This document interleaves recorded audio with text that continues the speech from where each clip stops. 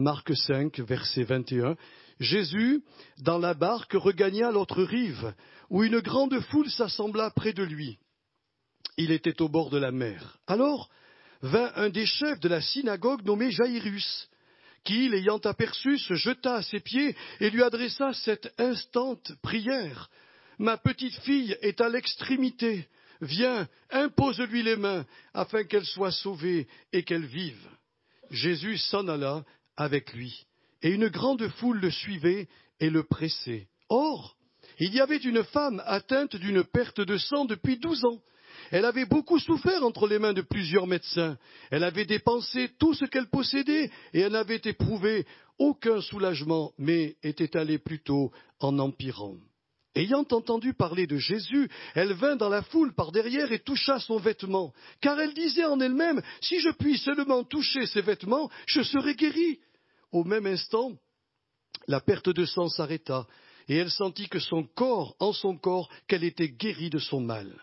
Jésus connut aussitôt en lui-même qu'une force était sortie de lui, et se retournant, au milieu de la foule, il dit, « Qui a touché mes vêtements ?»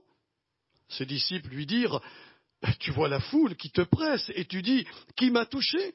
Et il regardait autour de lui pour voir celle qui avait fait cela. La femme, effrayée et tremblante, sachant ce qui s'était passé en elle, vint se jeter à ses pieds et lui dit toute la vérité. Mais Jésus lui dit, « Ma fille, ta foi t'a sauvée, va en paix et sois guérie de ton mal. » Comme il parlait encore, survinrent de chez le chef de la synagogue des gens qui dirent, « Ta fille est morte, pourquoi importuner davantage le maître ?» Mais Jésus, quand il eut entendu ces paroles, dit au chef de la synagogue, « Ne crains pas, crois seulement. » Et il ne permit à personne de l'accompagner, si ce n'est à Pierre, à Jacques et à Jean, frères de Jacques. Ils arrivèrent à la maison du chef de la synagogue, où Jésus vit une foule bruyante et des gens qui pleuraient et poussaient de grands cris. Il entra et leur dit, « Pourquoi faites-vous du bruit? Et pourquoi pleurez-vous? L'enfant n'est pas morte, mais elle dort. » Et ils se moquaient de lui. Ayant fait sortir tout le monde, il prit avec lui le père et la mère de l'enfant et ceux qui l'avaient accompagné, et il entra là où était l'enfant. Il la saisit par la main et lui dit, « Tabitha Koumi », ce qui signifie « Jeune fille, lève-toi, je te le dis. » Aussitôt, la jeune fille se leva et se mit à marcher, car elle avait 12 ans. Et ils furent dans un grand étonnement. Jésus leur adressa de fortes recommandations pour que personne ne sût la chose, et il lui dit qu'on donna à manger à la petite fille. Amen. Quand j'ai relu ces textes dans l'Évangile, entre autres de Marc, je me suis posé une question. Quelle différence il y a entre les enseignements des apôtres dans le reste du Nouveau Testament sur la foi et ce que Jésus faisait? Mais je pense pas me tromper en vous disant que dans le reste de la Bible, nous voyons les apôtres nous montrer que la foi est comme un joyau inestimable aux yeux de Dieu, et qui comporte plusieurs facettes. C'est par la foi que nous obtenons, on en parle souvent, du pardon des péchés, la réconciliation avec Dieu, que nous recevons la justice et la sainteté de Jésus. C'est toujours par la foi que nous entrons dans la vraie liberté. Nous traversons victorieux toutes les épreuves de la vie. Nous revêtons les dons spirituels, nous triomphons du péché, des attraits du monde, des ruses du diable. Et nous nous préparons aussi pour le grand jour de l'enlèvement. En réalité, ce que les épîtres parlent au sujet de la foi est contenu dans une expression que Paul a employée dans les Romains. Tout cela constitue la loi de la foi, possède une loi. Vous savez ce que c'est que la loi? Quand un gouvernement sort une loi, normalement on doit s'y soumettre, on doit s'y plier. Eh bien, dans la foi, il y a une loi, et la foi est capable d'avoir ses multiples facettes. Mais dans les évangiles, c'est différent. La foi rencontre des obstacles. La foi, elle rencontre parfois du doute, elle rencontre parfois de l'incrédulité. Alors souvent les gens ils disent l'incrédulité, c'est une absence totale de foi. C'est faux, c'est pas ce que dit le texte. Le texte nous dit que l'incrédulité, c'est un refus de libérer la foi que nous avons. Il y a des gens qui refusent de libérer leur foi, mais elle est là. Et là, dans ce texte que nous avons lu ce matin, je voudrais vous parler, avec l'histoire de Jaïrus, d'une des particularités de la foi, c'est sa patience. Or, dans le peuple chrétien, je puis vous le dire, mes frères et sœurs, nous avons beaucoup besoin de patience. Et surtout de patience dans la foi. C'est très important. Je ne vous parle pas de cette patience envers les personnes qui nous créent des problèmes ou des soucis, mais de cette patience qui ne bronche pas lorsque l'on est confronté à des retards divins.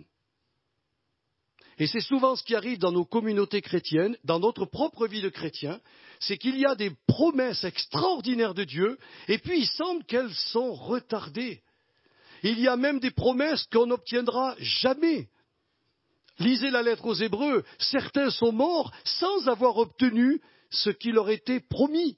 Mais ils ont vu et salué de loin toutes ces promesses. Oui, on a besoin de patience pour voir les promesses du Seigneur se réaliser dans notre vie. S'il vous a dit quelque chose, alors il faut que vous preniez patience.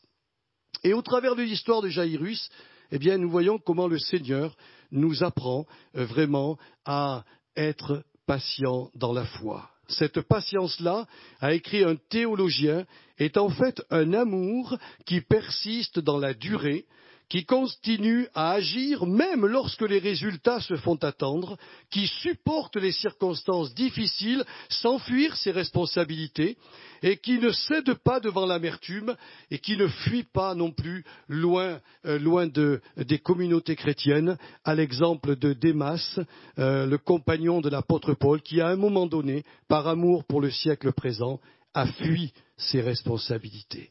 La patience, nous devons la voir, nous devons l'obtenir et nous devons la vivre. Et ça, c'est pas facile. Je vous l'avoue, je vous le conçois. Alors permettez-moi, en quelques minutes, de vous donner un encouragement ce matin. Mais il est important qu'on pose le contexte de l'histoire de Jaïrus. Jaïrus, donc, comme le texte nous le dit, était un des chefs de la synagogue juive, un homme qui était pieux et d'une position sociale très élevée. Mais lorsqu'il fut confronté à la maladie de sa petite-fille, et donc à un problème qu'il ne pouvait maîtriser lui-même, il est venu s'incliner devant le seul être qui, sur la terre, avait la capacité d'apporter une réponse à son problème. C'est ce Jésus-Christ qui passait, dont il avait entendu parler, et il s'est dit, lui, il peut régler mon problème. Il était chef de la synagogue. Il connaissait vraiment tous les autres, chefs qui faisaient partie du Sanhédrin juif. Il aurait pu aller là-bas avec le protocole. Il aurait pu leur dire, mais mes amis, ma petite fille a un problème et j'ai besoin de votre aide. Il n'aurait pas trouvé du secours. On ne trouve jamais du secours auprès des hommes. Les médecins peuvent vous aider, les chirurgiens peuvent vous rendre vraiment service, mais ils ne peuvent pas aller au-delà de leurs compétences humaines. Jésus est Dieu fait chair. Il est venu, il connaît nos difficultés, il connaît nos problèmes, et il nous aime, et il s'intéresse à nous. C'est ça qui est formidable dans l'Évangile. Alors, remarquez cet homme, ce qu'il a fait, il est venu s'incliner devant Jésus-Christ, la source de toutes les solutions, et il le supplia, la Bible nous dit, instamment d'intervenir en sa faveur. Alors voyez-vous, il a laissé de côté tout le protocole, il a laissé de côté sa position sociale. Et vous savez, ce qui a prévalu devant Jésus-Christ, c'est que Jaïrus a crié à Jésus, l'a supplié avec ses tripes. Imaginez que demain, on vous annonce une nouvelle terrible. Qu'est-ce que vous allez faire? Faire une petite prière comme ça, Notre Père? Ou est-ce que vous allez être vraiment saisi de l'intérieur et vous allez crier vers Dieu, vous allez manifester le cri de vos entrailles, de l'intérieur? C'est ce que Jésus a entendu, il a vu. Étant Dieu, il a vu ce que Jaïrus venait lui demander. Et c'est ça qui est formidable, c'est qu'il est venu comme un père souffrant dont le seul espoir de guérison reposer sur l'obtention de la grâce divine. Permettez-moi de vous dire ce matin, est-ce que vous avez un besoin? Est-ce que vous avez une difficulté? Est-ce que vous avez un problème que vous ne pouvez pas résoudre? Je vous invite vraiment à aller prier le Sauveur, mais non pas comme les gens le font, la prière intellectuelle ou la prière comme ça, simplement émotionnelle, mais la prière des tripes, la prière des entrailles, la prière qui dit au Seigneur, tu ne peux pas faire autrement que de me secourir. Seigneur, c'est une question de vie ou de mort. La Bible nous le dit dans le psaume 34, verset 7. Quand un malheureux crie, pas quand un malheureux fait une prière écrite ou une prière simplement intellectuelle, quand il crie comme l'aveugle, Seigneur, secours-moi. Ah, les autres ont dit, mais tu vas te taire, tu fais du bruit. Ben tant pis, au moins Dieu m'a entendu. Au moins Jésus m'a entendu. C'est là le problème. Moi je me souviens quand à 22 ans, j'étais sans travail parce que j'avais eu un accident. J'avais une maison, j'étais marié, j'avais déjà 2 enfants. Il n'y avait pas de chômage dans les années 70 et je me suis retrouvé sans travail. J'ai pleuré un soir et ça a sorti de mes tripes. Jésus a vu l'intérieur. Il a dit, celui-là, il est prêt. Il est prêt à recevoir ma bénédiction. Et puis, dans les mois qui ont suivi, j'ai rencontré le Seigneur, j'ai été complètement délivré, pardonné, et puis le miracle, le gâteau sur la cerise, plutôt la cerise sur le gâteau, excusez-moi. Le gâteau, c'était le salut, la cerise, ça a été la guérison. J'étais épileptique, il m'a complètement libéré, j'ai été guéri, je mérite rien, il m'a accordé cela en plus. Mes frères et sœurs, mais j'ai crié à lui. J'ai crié à lui, j'étais désespéré, j'ai dit, j'ai 22 ans, j'ai 2 enfants, j'ai une maison, j'ai pas de travail, quel est mon avenir? Et là, le Seigneur a vu mes larmes, il a vu mon désespoir. Et comme Jaïrus, il s'est levé et il a dit, je vais te suivre. Et il a fait quelque chose de beau dans ma vie. Mais Jaïrus était partagé entre 2 émotions, celle de la joie de voir Jésus acquiescer à sa requête et donc de le suivre dans sa maison, et celle de la crainte qu'il n'arrive trop tard. Mes frères et sœurs, nous avons nous aussi ces 2 sentiments qui sont là dans notre être. Hein. Nous sommes dans la joie de vraiment de rencontrer le Seigneur, mais on se pose la question, est-ce qu'il va vraiment me secourir et me secourir au bon moment? Voyez-vous, cette petite fille, c'était une fillette. Hein. Le texte nous dit clairement les choses. Elle était vraiment une petite fille. Et elle ne pouvait pas, elle, prier, elle ne pouvait pas se défendre. Elle était aux portes de la mort, nous dit le texte. Eh bien, Jaïrus, sa crainte a été renforcée lorsque, pendant ce voyage, une femme atteinte, elle, d'une perte de sang, va traverser la foule, toucher le vêtement de Jésus, être guéri, et puis, au comble de ce qu'il craignait, Jésus arrête le cortège et commence à faire une enquête sur la personne qui l'a touché. C'est impressionnant, mais dans notre mentalité, on aurait eu le droit de se dire, mais il commet une erreur. Est-ce qu'il n'y a pas plus urgent d'aller d'abord à la maison de Jaïrus et ensuite de s'occuper de cette femme? Mais le Seigneur sait ce qu'il fait, il ne se trompe jamais. Voyez-vous, lorsque cette femme a été guérie, Jésus a voulu savoir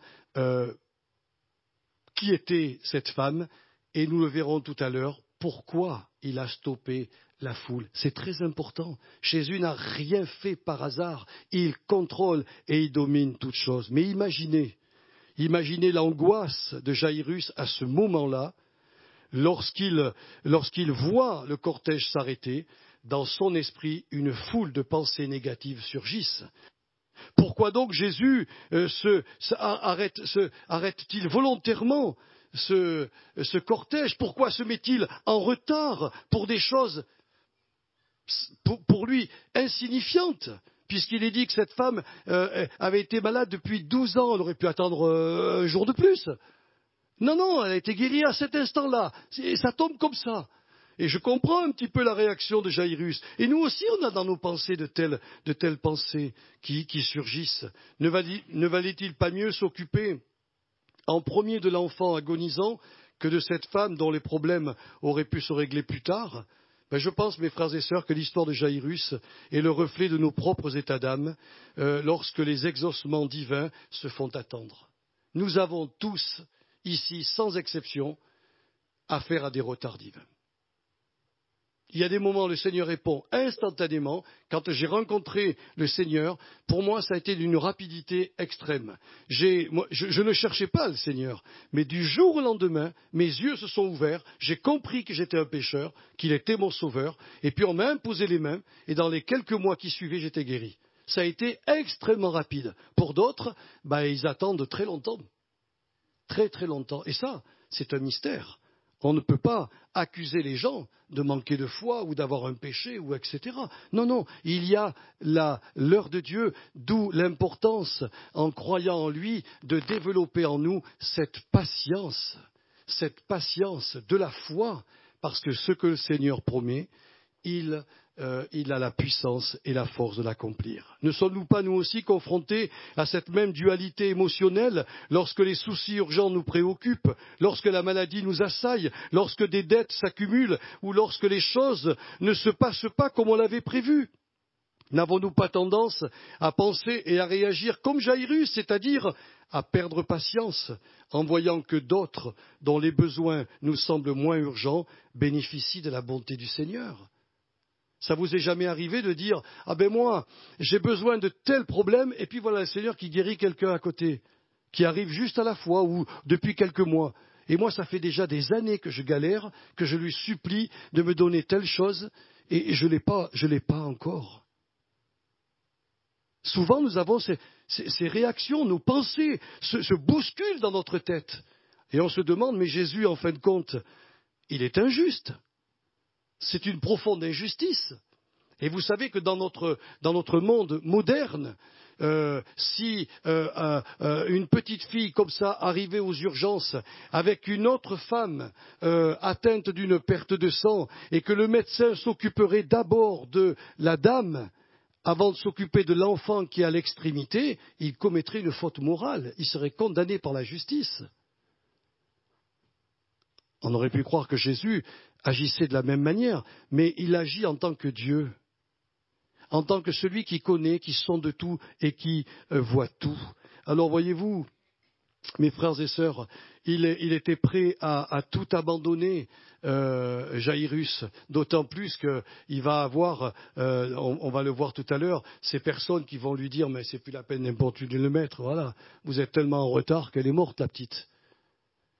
Asaph, dans la Bible, a eu lui aussi un moment où il a voulu quitter les choses de Dieu. C'était un homme remarquable. Il dirigeait les chorales de l'Éternel. Et puis quand il a vu les méchants prospérer, il s'est dit « À quoi bon continuer à se sanctifier ?» Vous pouvez dire cela, frères et sœurs, quand vous venez le jeudi prier avec nous, avec les tripes, quand vous criez au Seigneur et que vous voyez qu'il semble qu'autour de nous, tout se casse la figure. On a tendance à se dire « Oh bon, on s'est sûrement trompé, on passe à autre chose. Pas besoin de persévérer, Dieu connaît tout, Dieu sait tout, et il amènera toutes choses selon sa volonté. » On peut. Souvenez-vous d'Élie le prophète, lorsque, après avoir fait tomber le feu du ciel, il s'enfuit devant les menaces de Jézabel. Lui qui fait tomber le feu du ciel s'en va devant les menaces de la reine Jézabel. Mais Dieu lui a dit, mais pourquoi tu fais ça?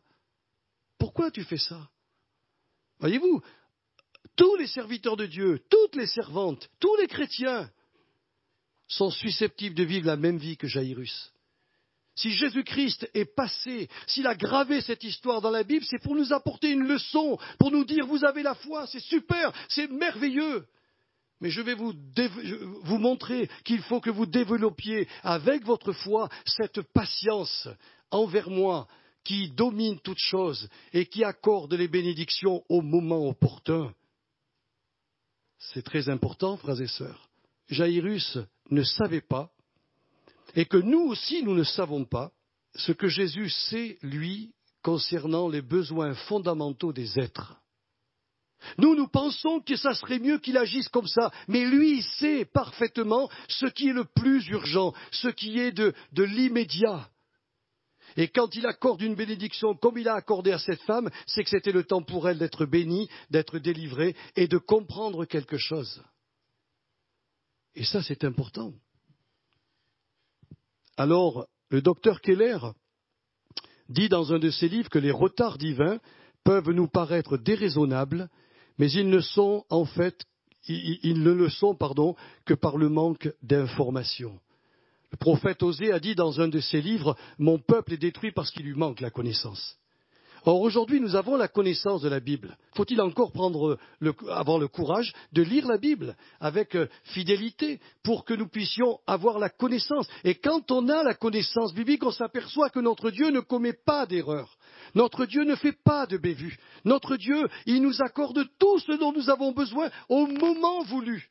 Quand j'ai été guéri de mes crises d'épilepsie, c'était l'heure de Dieu. C'était le moment céleste. Moi, je ne le connaissais pas. Mais lui, il savait. Et il avait tout arrangé dans ma vie pour que je puisse aller dans tel endroit où on a annoncé mon nom, et puis une petite mamie a entendu mon nom, et elle m'a dit « Mais vous êtes le fils de Madame Loubia qui vient dans notre assemblée chrétienne ?» J'ai dit « Oui, oui, c'est ma maman. » Et elle m'a dit ça tombe bien, on prie pour vous parce qu'on connaît vos malheurs, mais on a une mission en ce moment. Ça serait bien que vous veniez à la mission.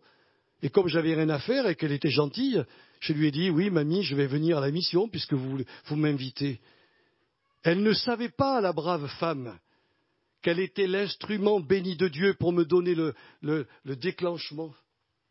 Et quand je suis arrivé dans cette petite salle, un après-midi, et que le Seigneur m'a parlé au travers du prédicateur, moi qui ne le cherchais pas, moi qui n'avais pas la foi en lui, le ciel s'est ouvert et j'ai été totalement convaincu de mon état de pécheur.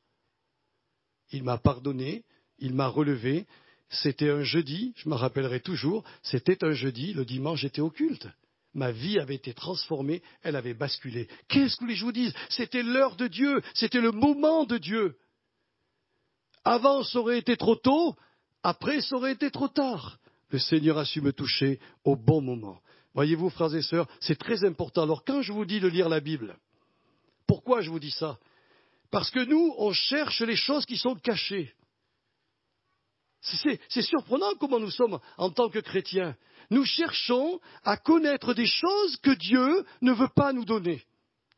Dans le Deutéronome 29, 29, il est dit « Les choses cachées sont à l'Éternel, les choses révélées sont à nous et à nos enfants. » Vous voulez connaître les choses révélées, ouvrez la Bible. Mais n'allez pas chercher auprès de Dieu des choses cachées qu'il ne vous révélera pas. Il nous a tout dit dans l'Écriture.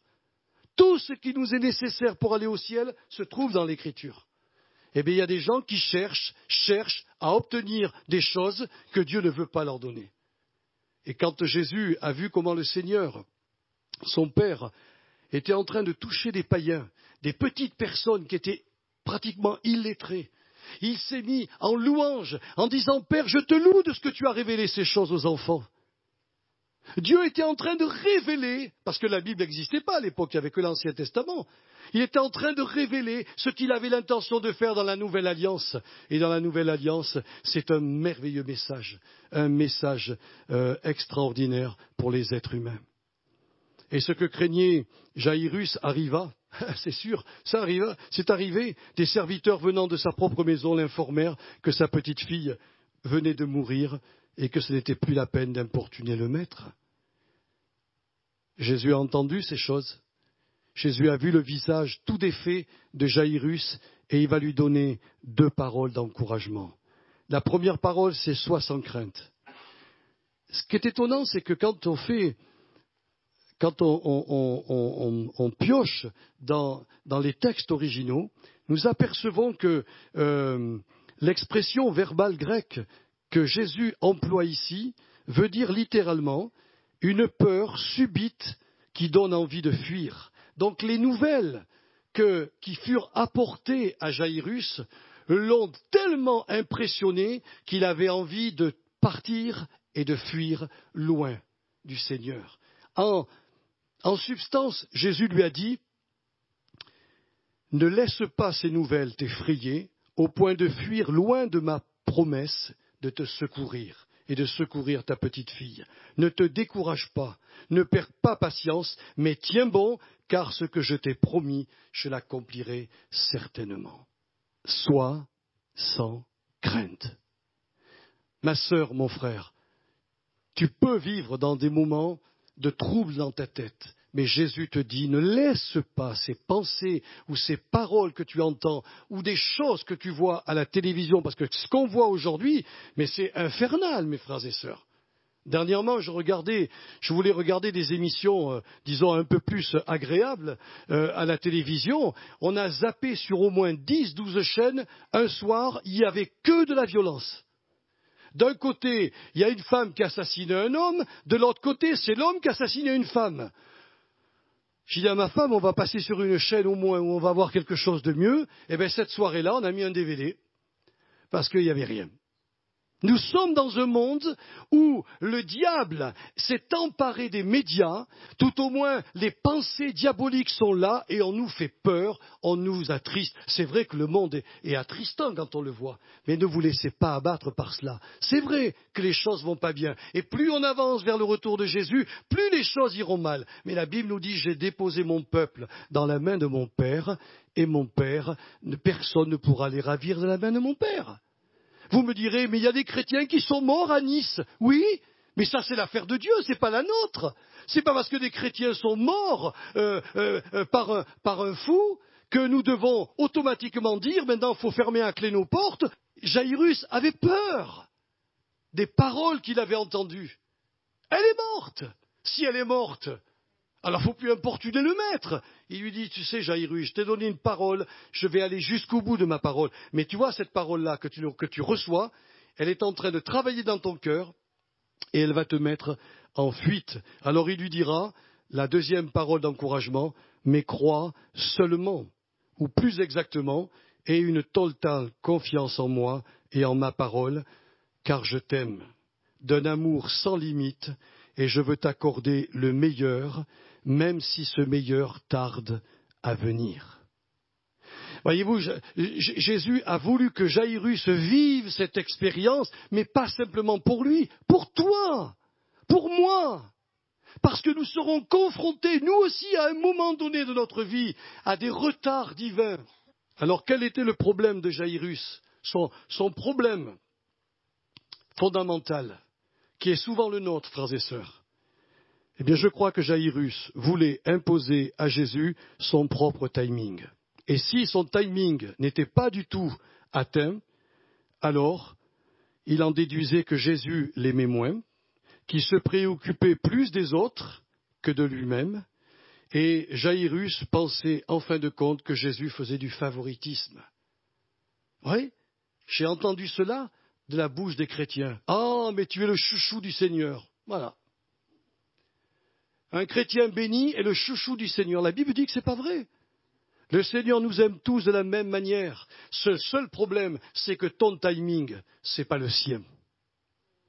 La Bible nous dit que les pensées de Dieu ne sont pas les pensées des hommes. Les voies de Dieu ne sont pas nos voies. Notre timing n'est pas son timing. Quand il agit dans notre vie, ou quand nous on pense qu'il n'agit pas, c'est toujours pour le meilleur. Et Jairus va s'en apercevoir. Mais sur le moment, il ne peut pas comprendre ces choses. Voilà pourquoi le Seigneur ce matin veut vraiment t'encourager, ma sœur et mon frère, pour te dire que si toi tu penses les mêmes choses que Jairus, alors tu vas perdre patience et tu vas fuir loin de la foi, loin des promesses divines. Et malheureusement, comme le font aujourd'hui beaucoup d'enfants de Dieu, ils fuient aussi loin des communautés. Combien de personnes disent ça ? Je m'en vais parce qu'il n'y a pas d'amour ici. Voilà, c'est le grand slogan. Ou c'est la faute du pasteur. Mais c'est même pas la faute du pasteur. C'est même pas le manque d'amour. C'est simplement parce que mon timing n'a pas été respecté et que je m'imagine que Jésus m'aime moins que les autres. Mes frères et sœurs, ils nous aiment exactement pareil. Et je vais vous dire plus. Alors ça nous fait râler. Ceux qui sont partis, Jésus les aime autant que ceux qui sont là. Alors ça, c'est dur à comprendre. Mais parce qu'il les aime. Jésus ne revient pas sur son amour. Il nous aime. mais ils n'apprécient certainement pas leurs actions. Je vais vous dire une chose, lorsque ce couple aux noces de Cana, il y avait une semaine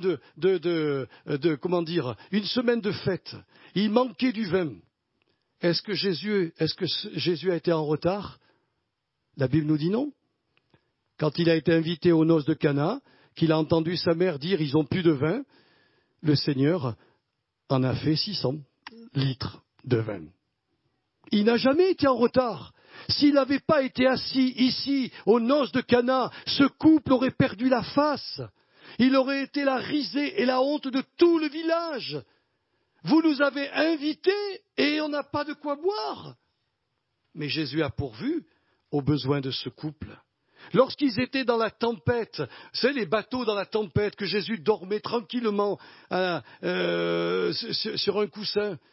Est-ce qu'il a été en retard pour les protéger, pour protéger la vie de ses disciples? La Bible nous dit que l'eau rentrait dans la barque. Je m'imagine un peu la panique. D'ailleurs, ils sont venus le réveiller en disant « Mais tu ne te soucies pas de nous ?» En termes français, ben, tu ne nous aimes pas beaucoup, Seigneur, parce que si tu nous aimais, tu aurais vu notre panique. En réalité, Jésus lui a dit « Mais où est votre foi? Vous êtes dans un timing qui n'est pas le mien.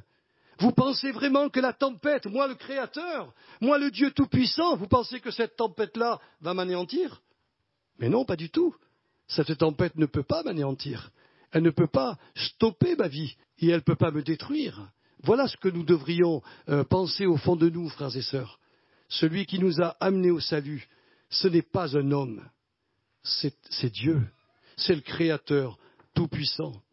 Fut-il également en retard lorsque le brigand sur la croix lui demanda de se souvenir de lui quand il entrerait dans son règne? Non, 1000 fois non. Donc si Jésus n'a jamais été en retard pour tous les cas que je vous ai cités, pourquoi voudriez-vous qu'il soit en retard pour vous? Puisqu'il vous aime exactement comme les autres, qu'il vous aime exactement comme tous ceux qui ont été bénis dans la Bible, vous pensez qu'il va être en retard pour vous? Non, non, seulement ce qui vous manque, ce qu'il me manque, c'est la patience de la foi, pour me permettre de tenir bon jusqu'au bout, en lui disant, Seigneur, ce n'est pas mon problème si l'exaucement n'arrive pas, moi je veux te servir, je veux t'aimer. Mon timing, je le laisse de côté, je laisse ton propre timing se mettre en route. Il y a un homme que vous connaissez parfaitement, il s'appelait Jacob. Il a fait un jour un vœu à l'Éternel. Alors, c'est incroyable parce que, en faisant le vœu à l'Éternel, il a employé 3 fois le petit mot « si ». Je vous lis. C'est écrit dans Genèse 28, versets 19 à 22. « Si Dieu est avec moi, écoutez bien, et me garde pendant ce voyage que je fais, s'il me donne du pain à manger et des habits pour me vêtir, et si je retourne en paix dans la maison de mon Père, alors l'Éternel sera mon Dieu. Sinon, je perdrai patience et je me tournerai vers un autre Dieu. » Vous vous rendez compte la prière que Jacob a faite à Dieu? Si, c'était son timing.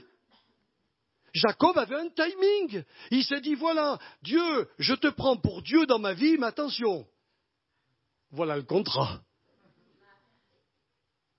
Mes frères et sœurs, celui qui vous a appelé, qui vous a blanchi, qui vous a sauvé, donné son esprit, a décidé de combler tous les besoins de votre être. Et il ne manquera pas de le faire. Mais parfois, il le fait en dehors de ce qu'on a prévu.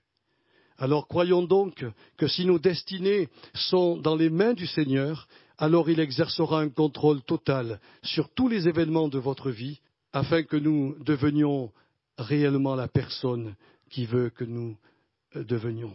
Jésus a programmé un projet pour chaque enfant de Dieu et il aimerait que nous entrions dans ce projet. Et souvent, nous n'y entrons pas par impatience. On se dit, il m'aime moins, il ne me bénit pas puisque je lui ai demandé, j'ai établi un petit planning et un timing, il est en dehors de ce que j'ai prévu, donc maintenant, ça suffit, je reprends mes billes, je mets ma Bible dans la bibliothèque, je quitte l'église, je quitte le Seigneur et je vais vivre ma vie. Quelqu'un un jour est rentré dans cette église et ça faisait longtemps qu'on ne l'avait pas vu. Je l'ai embrassé chaleureusement. Je lui ai dit, mon frère, je suis heureux de te voir, parce que ça fait quand même longtemps. Il s'est retourné en colère. Il m'a dit, j'ai une vie à vivre, moi. Il s'est senti agressé, parce que je lui disais bonjour, et ça fait longtemps que je t'ai pas vu. Et voilà, il avait un timing, et puis j'ai dû, pour moi, j'ai dû l'effrayer, quoi.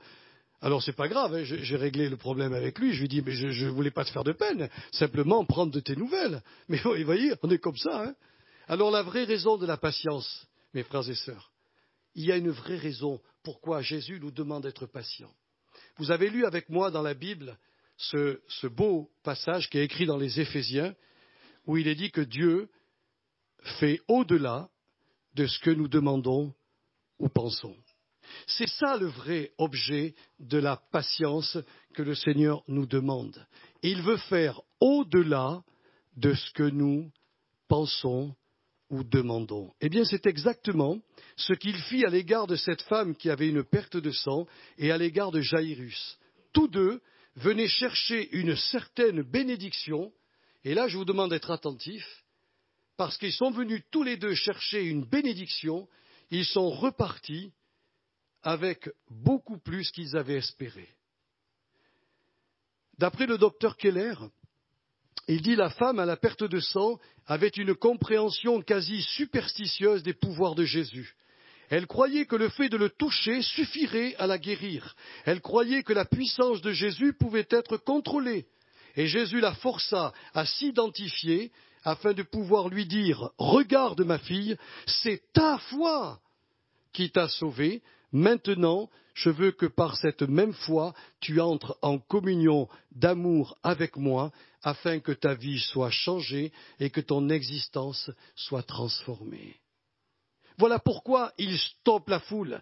Vous imaginez s'il avait laissé, je comprends aujourd'hui pourquoi il a arrêté la foule pour demander qui l'avait touché. Parce que les gens du monde croient souvent que Jésus-Christ a un pouvoir. Et qu'il suffit de demander à un chrétien « Oh, priez pour moi », ils ne viendront jamais dans l'église. Ils demandent par procuration qu'on aille devant le Seigneur pour qu'il soit béni. Mais Jésus l'a dit, c'est pas ça le vrai évangile. Le vrai évangile, c'est que bien sûr je veux te bénir, mais je veux rétablir les relations avec Dieu, relations qui ont été coupées par le péché. Et quand cette femme s'est présentée, qu'elle a dit, c'est moi, il lui a dit, mais c'est ta foi qui t'a sauvé, t'as osé venir vers moi, maintenant je vais te montrer qui je suis et ce que tu vas devenir en moi. C'est extraordinaire. Je trouve ça formidable. Quant à Jaïrus, il était venu demander à Jésus de guérir sa fillette atteinte vraisemblablement d'une forte fièvre, et il a obtenu une résurrection. C'est beaucoup plus que ce qu'il avait demandé, mes frères et sœurs. Sa patience fut réellement récompensée.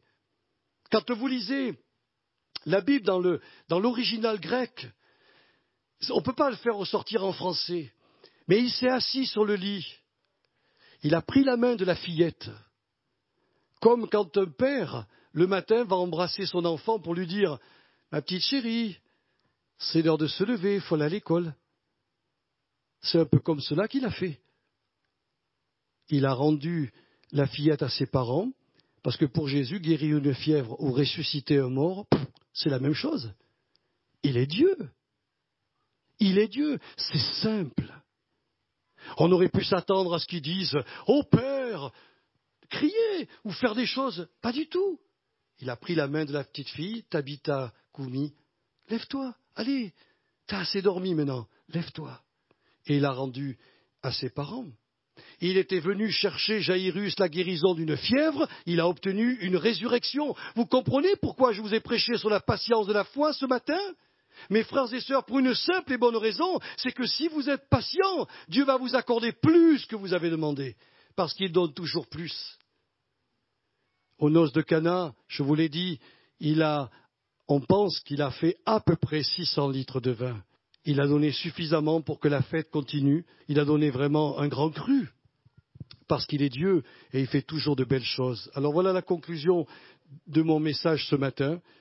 Il y a un philosophe qui s'appelle Jacques Ellul, qui a écrit dans un de ses ouvrages, « Dans la société occidentale moderne, on nous a inculqué que presque tout ce qui existe est là pour servir nos propres intérêts. Aujourd'hui, vous ne pouvez pas faire un pas sans qu'on vous prenne en charge. On vous met des applications sur vos smartphones pour aller n'importe où. Tu as envie d'un hôtel, tu as une application. Tu as envie maintenant, je l'ai vu ce matin, ça peut paraître surprenant, tu te promènes dans le bois de Boulogne, tu as une application. Tu n'as pas besoin d'avoir un guide, hein. Tu peux être tout seul, tu es dans le bois de Boulogne, et là on te dit, top, on vous parle, il y a le roi machin qui est venu ici. On a des applications pour tout. Vous entrez dans un supermarché, vous n'avez même pas envie de bonbons, mais vous en avez à la caisse. Vous n'avez pas soif parce que vous êtes bien rassasié, mais vous avez des jus de fruits, du coca, enfin pas de la bière, mais des choses comme ça, dans des armoires réfrigérées. Mais tout est fait pour vous. On vous prend en charge. Vous avez un pépin. Maintenant, on a appris que lorsque nous sommes victimes de quelque chose de terrible, on va nous dédommager. Vous êtes victime d'un choc émotionnel, d'une bombe qui a explosé, ça vous rend un petit peu la tête de travers, on va vous donner des sous. Nos sociétés modernes ont fait que, tout existe et tout est là pour servir nos propres intérêts. Malheureusement, ce faux concept a pénétré l'esprit de nombreux chrétiens, au point que plusieurs s'imaginent que Dieu a envoyé Jésus-Christ uniquement pour satisfaire leurs propres besoins égoïstes. Jésus-Christ n'est pas descendu du ciel pour pourvoir à mes besoins, il est descendu du ciel pour me sauver de la mort, et surtout de la seconde mort, pas de la mort physique, de la seconde mort, celle qui va s'effectuer dans l'au-delà. Mais aujourd'hui, comme nous vivons dans des sociétés vraiment modernes, nous pensons que l'évangile doit s'adapter. Alors on demande aux gens vraiment que tous leurs besoins soient pourvus. Mais évidemment que le Seigneur ne va pas laisser les chrétiens démunis, pas du tout. Mais ce n'est pas l'objectif principal de l'évangile. Et c'est pourquoi, je le crois, que pour éradiquer de nos cœurs ce faux concept mondain, que nous trouvons dans la société des hommes, que le Seigneur permet que nous soyons confrontés à certains retards pour nous apprendre la patience. Souvenez-vous de ce que le Seigneur a dit par la bouche de notre frère Jacques. Vous avez entendu parler de la patience de Job et vous avez vu la fin que le Seigneur lui accorda, car le Seigneur est plein de miséricorde et de compassion. Job, c'est quelqu'un qui a souffert. Et il était en droit de démissionner. Il était en droit de perdre patience. Et puis la Bible nous dit qu'il a tenu bon. Il osera dire au moment le plus dramatique de sa vie, « Je sais que mon Rédempteur est vivant ». Il osera dire, « Je sais qu'il se lèvera et qu'il remettra de la chair sur mon corps écharpé ». Je sais cela. Il le savait parce qu'à l'intérieur, il avait conscience qu'il était en règle avec Dieu. Et puis la fin, nous dit Jacques, elle a été 2 fois plus bénie. Il a quand même vécu de grosses épreuves. Mais à la fin de sa vie, il a été beaucoup plus béni que lorsqu'il a commencé son épreuve. Il a dû apprendre lui aussi la patience. Et si Jacques nous dit cela, c'est pour nous dire à nous chrétiens, apprenez aussi la patience du Seigneur. Alors que le Saint-Esprit, ce matin, ajoute à votre foi cette vertu de la patience, qui vous permettra de voir le Seigneur agir dans son propre timing et vous accorder ce que vous souhaitez, ce que vous désirez au fond de vous, mais non pas selon ce que vous avez déterminé, le moment où vous l'avez déterminé, mais le moment où Dieu vous l'accordera, ce sera le meilleur, ça sera 2 fois plus que ce que vous espérez, parce que le Seigneur nous bénit beaucoup plus que ce que nous demandons ou espérons. On se lève devant le Seigneur et on le remercie. Père, aide-nous ce matin avec l'histoire de Jaïrus à comprendre que ton timing n'est pas le nôtre. Et que parfois, Seigneur, à cause des retards divins, nous perdons patience, nous perdons pied, nous nous décourageons, nous sommes prêts à tout abandonner, que ce soit notre communion avec toi, que ce soit, Seigneur, notre relation avec nos frères et sœurs, que ce soit notre vie d'église, on est prêt à tout laisser parce qu'on se dit, oui, le Seigneur, il aime les autres plus que moi. C'est pas vrai. Seigneur, ta parole nous montre au travers de l'exemple de Jaïrus combien tu l'as béni au-delà de ce qu'ils pouvaient te demander ou même espérer. Tu es un Dieu qui ne ment jamais. Ce que tu as dit, Seigneur, ta main l'accomplira. Je prie donc pour que mes sœurs et mes frères ce matin réalisent que dans leur vie chrétienne et dans le monde dans lequel nous sommes entrés, monde bizarre, inquiétant, je l'avoue, dans ce monde-là, tu peux nous donner la paix, tu peux nous donner la joie et la sérénité, que le Dieu avec qui nous avons fait une alliance en Jésus-Christ ne nous abandonnera jamais, ne nous laissera jamais tomber et accomplira au moment où il aura voulu et souhaité et au moment le meilleur, il accomplira sur nous toutes ses promesses. Que ces paroles soient comme des encouragements pour mes sœurs et mes frères qui parfois attendent encore des bénédictions de ta part, te les ont demandées. Elles viennent, sœurs, elles viennent, mes frères, elles viennent. Le Seigneur ne manquera jamais à sa parole. Soyez tous bénis.